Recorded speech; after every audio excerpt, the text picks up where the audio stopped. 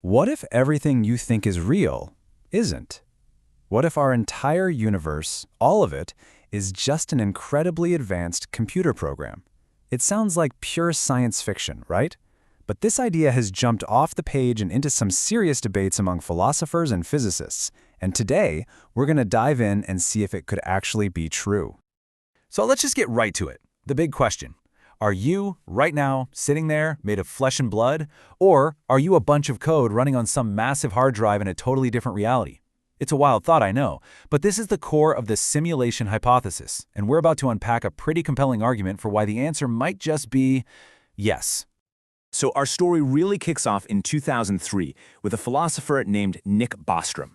He published this paper that took this sci-fi idea and turned it into a serious logical argument. And it's not a simple proof. It's not like he said, we're in a simulation, case closed. No, it's way more clever than that. He created a trilemma, basically a choice that forces us to accept one of three really strange conclusions about our reality.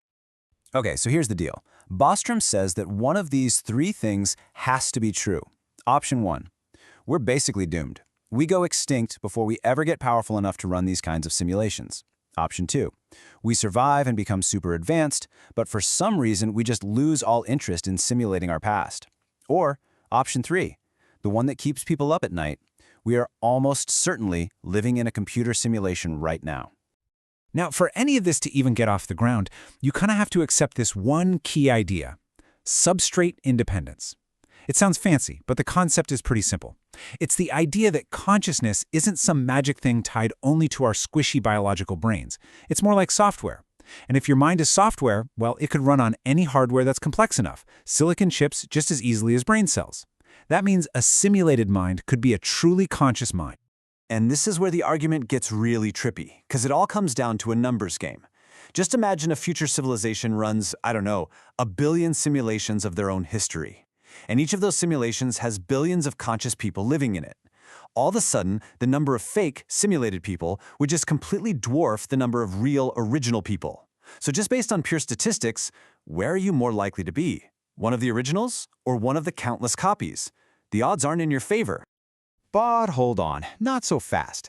Before we all have an existential crisis, there are some major counter-arguments. And the first one comes from the hard reality of physics. It asks a pretty simple question. Even if you had godlike technology, could you even build a computer powerful enough to simulate an entire universe? So a physicist named F. Vaza decided to actually run the numbers. See, the argument is based on a fundamental truth. Information isn't just an abstract idea, it's physical. Storing a single bit of data takes a tiny but real amount of energy. So he asked, okay, how much energy would it take to store all the information needed to perfectly simulate just our planet? And the number he came back with is, well, it's just insane.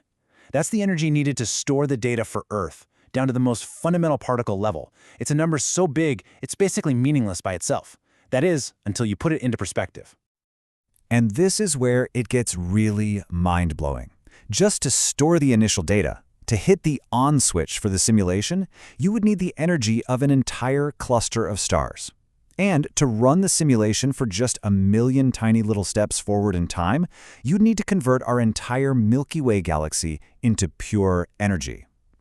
The point is, a universe like ours probably doesn't have enough juice to simulate itself. Okay, but what if the problem isn't the physics? What if the problem is with the logic of the argument itself? The second big rebuttal says the whole idea is basically built on a contradiction. This is what's called the selective skepticism problem. Think about it. The simulation argument uses our understanding of physics to predict that a future civilization could build these amazing computers, but in the very same breath, it asks us to doubt that our physics and our universe are even real. You can't really have it both ways, right? And this quote just nails it. This is the self-undermining problem. If we are in a simulation, then our laws of physics are just the rules of the program.